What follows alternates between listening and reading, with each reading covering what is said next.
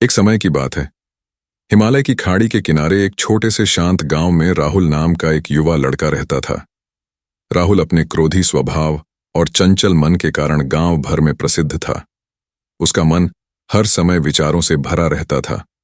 सोचो कि उसके विचारों के तूफान ने उसके मन को एकदम बेचैन कर दिया था। उसके जीवन से शांति मानो गायब हो गई थी और वह हमेशा अपने ही ख्यालों में खोया रहता था और तनावपूर्ण जीवन जी रहा था। उनके अशांत मन और क्रोध के कारण उनके अपने परिवार के सदस्यों और गांव वालों से भी संबंध अच्छे नहीं थे, जिससे वह और भी अधिक अकेला और अपमानित महसूस करने लगा। वह और भी अधिक मानसिक तनाव की स्थिति में चला जाता है।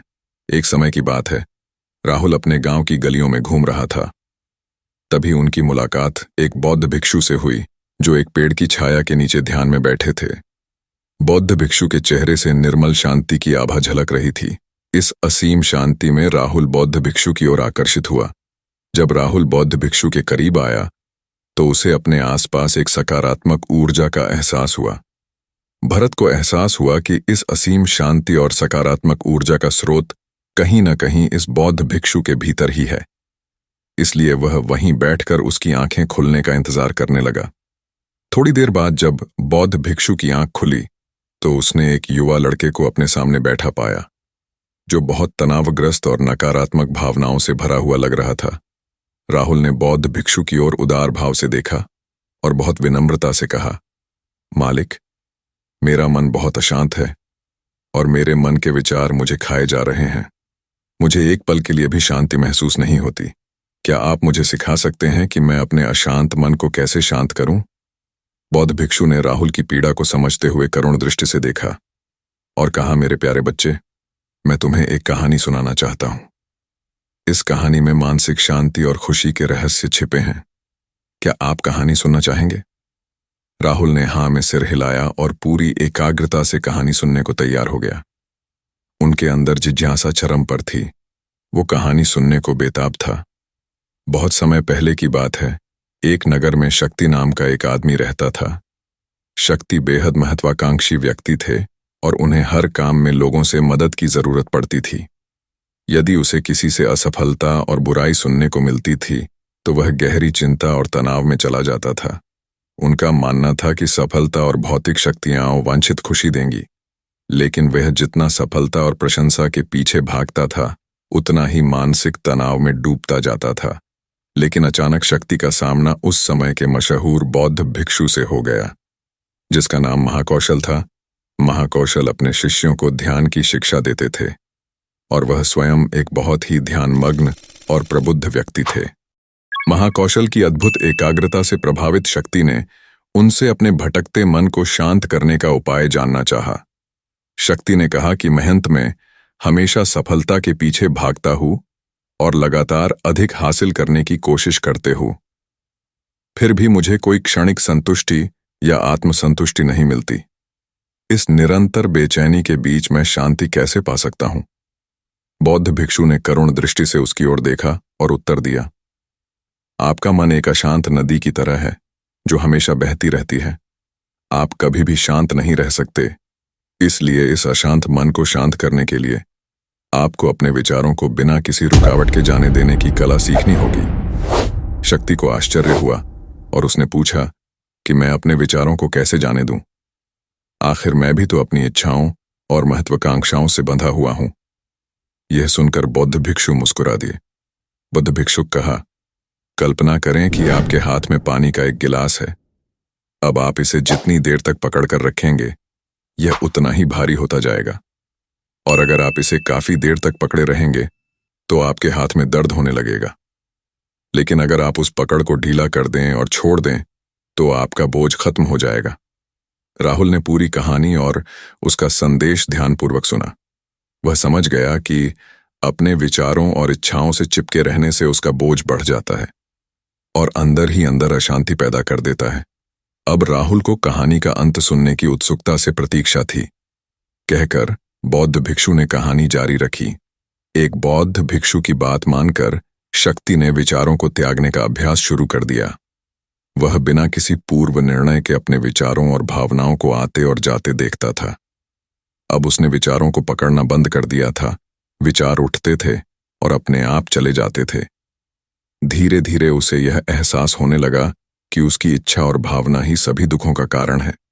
जैसे जैसे शक्ति ध्यान में गहरे उतरते गए, उन्होंने पाया कि वर्तमान में जीना ही आंतरिक शांति का एकमात्र स्रोत है। वह खुद को वर्तमान में स्थापित करके अपने मन की निरंतर बकवास से छुटकारा पा सकता था। धीरे धीरे शक्ति का मन एक शांत झील की तरह हो गया, जो बाहरी दुनिया को अपने अंदर प्रतिबिंबित करती है। उन्होंने जीवन की सादगी में संतोष को अधिक महत्व दिया और भौतिक संपत्ति के प्रति अपना लगाव छोड़ दिया। जैसे ही शक्ति में ऐसे बदलाव की खबर लोगों के बीच फैली, दूर दूर से लोग मार्गदर्शन लेने आने लगे। लोगों को विचारों को मुक्त करने की कला सिखाना और उन्हें अपने भीतर शांति खोजने के लिए मार्गदर्शन करना, वह लोगों के बीच शांति और ज्ञान का प्रतीक बन गया। शक्ति और साधु की कहानी समाप्त कर महाकौशल बौद्ध भिक्षु कुछ देर के लिए चुप हो गए, ताकि इस कहानी का अर्थ राहुल के मन में अच्छी तरह बैठ जाए। राहुल ने बौद्ध भिक्षु की ओर देखा तो उनकी आंखों में अब एक नई समझ दिखाई दे रही थी। राहुल ने धीरे से कहा कि मुझे इस कहानी में ज्ञान दिखता है, लेकिन मैं इसे अपने जीवन में कैसे लागू करूं? मैं अपने अशांत मन को कैसे शांत कर सकता हूं? राहुल के इस सवाल पर बौद्ध भिक्षु गर्मजोशी से मुस्कुराते हैं और फिर कहा कि अशांत मन को शांत करने का अभ्यास आत्म जागरूकता से शुरू होता है। अपने भीतर उठने वाले विचारों का निरीक्षण करने के लिए प्रतिदिन कुछ समय निकालें। उन भावनाओं पर ध्यान दें जो आपके मन में आती हैं और देखें कि वे कैसे आती हैं, और आकाश में गुजरते बादलों की तरह चले जाए। राहुल ने आंखें बंद कर लीं और बौद्ध भिक्षु के कहे अनुसार अपने विचारों का अवलोकन करने लगे। जैसे ही उसने अपने भीतर उठने वाले विचारों पर ध्यान देना शुरू किया, उसे इसका एहसास हुआ। उसे अपने अंदर चिंता और इच्छाओं की एक निरंतर धारा बहती हुई महसूस हुई। सिर्फ एक एहसास ने ही उसे एक अद्भुत शांति का एहसास कराया। उन्हें यह भी एहसास हुआ कि यह सभी विचारों और भावनाओं से अलग है। बौद्ध भिक्षु ने आगे कहा कि जैसे शक्ति ने खुद को सभी मोह माया से अलग कर लिया था, वैसे ही अपने मन को अशांतकारी विचारों और भावनाओं से मुक्त करने का अभ्यास विकसित करो। बिना किसी पूर्वाग्रह के विचार को वैसे ही स्वीकार करें जैसे वह आता है, और फिर धीरे धीरे उन्हें जाने दें और अपना ध्यान वर्तमान क्षण पर केंद्रित करें। लेकिन राहुल ने टोकते हुए कहा कि अगर विचार और भावनाएं इतनी मजबूत हैं तो क्या होगा? बौद्ध भिक्षु ने कहा, यह बना रहता है और मन को छोड़ने से इनकार करता है। बौद्ध भिक्षु ने राहुल की बात से सहमति जताते हुए सिर हिलाया और कहा, ऐसे कई मौके आएंगे जब आपके मन में सवालों का बवंडर चल रहा होगा। जब आपका दिमाग आपकी बात ही नहीं सुनेगा, तो ऐसे में आपको अपनी सांसों की ताकत पर विश्वास करना होगा।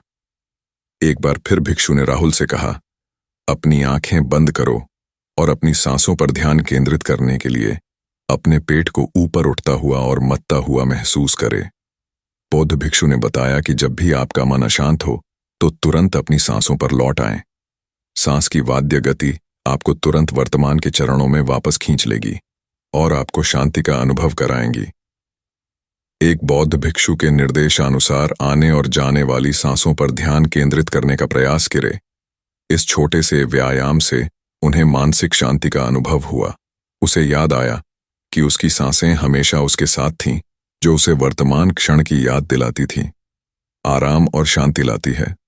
राहुल के इस विकास को देखकर बौद्ध भिक्षु मंद मंद मुस्कुराए और बोले, मेरे प्रिय, बेचैन मन को शांत करना एक ऐसा अभ्यास है जिसमें बहुत प्रयास और दृढ़ इच्छा शक्ति की आवश्यकता होती है। क्योंकि लगातार व्यायाम से मांसपेशियां मजबूत होती हैं, उसी तरह नियमित अभ्यास से मन भी शांत होता है। स्वीकृति में सिर हिलाते हुए इस बौद्ध भिक्षु को धन्यवाद देते हुए उन्होंने वादा किया कि आज से वह अपने अशांत मन को शांत कर सकेंगे और अपनी गैर शक्तियों को मुक्त कर सकेंगे। बौद्ध भिक्षु ने राहुल के कंधे पर हाथ रखकर कहा, मुझे आपकी क्षमता पर बहुत भरोसा है और आपको जल्द ही आंतरिक शांति मिलेगी। लेकिन याद रखें कि यह आसान नहीं होगा, लेकिन अगर आप दृढ़ इच्छा शक्ति और खुले दिल से प्रयास करेंगे तो आप निश्चित रूप से वह शांति पालेंगे जो आपके अंदर है। उस दिन से राहुल अपने अशांत मन को शांत करने का प्रयास करने लगा और हर दिन ध्यान करने के लिए एक अलग समय निर्धारित किया। उसने अपने मन में उठने वाले विचारों को बिना किसी रोक टोक के जाने दिया और अपनी सांसों के जरिए खुद को वर्तमान में बनाए रखने की कोशिश की। समय के साथ अभ्यास करते हुए राहुल को अपने अंदर शांति का अनुभव हुआ। जैसे जैसे समय बीतता गया, राहुल को ज्ञान और शांति का स्रोत कहा जाने लगा। जैसे जैसे समय बीतता गया, भरत को ज्ञान और शांति का स्रोत कहा जाने लगा। ग्रामीण अपने अशांत मन को शांत करने के लिए राहुल के पास आने लगे। बौद्ध भिक्षुओं के शिक्षक दूसरों की मदद करते समय आत्म जागरूकता की शक्ति साझा करते हैं। बौद्ध भिक्षु आंतरिक शांति पाने की शिक्षा देते हैं। इसके साथ ही उन्होंने अपनी सांसों पर ध्यान देने और अपने विचारों को मुक्त करने की कला भी सिखाई। ऐसे निवासियों का विकास हुआ और उन्हें मन की अमूल्य शांति मिली। बौद्ध भिक्षु की शिक्षाओं और राहुल द्वारा संचालित अभ्यास के माध्यम से विचारों को त्यागने और वर्तमान में जीने की कला दूर दूर तक फैल गई। उन्होंने कई लोगों की जिंदगी बदल दी और जैसे जैसे समय बीतता गया, उनकी जिंदगी और भी बदलती गई। राहुल का शांत प्रभाव उसके गांव की सीमाओं से परे तक फैला हुआ था। आसपास के गांवों और शहरों से लोग राहुल के परिवर्तन की कहानी सुनते थे, उनसे सलाह लेने आते हैं। मन के बोझ तले दबे लोगों के लिए राहुल आशा की किरण बन गया। राहुल की शिक्षाएं केवल ध्यान और प्रवचन तक ही सीमित नहीं थीं, बल्कि वह रोजमर्रा के काम जागरूकता के साथ करने पर ज्यादा जोर देते थे। वह लोगों को अपनी भावनाओं के प्रति जागरूक रहने की याद दिलाते थे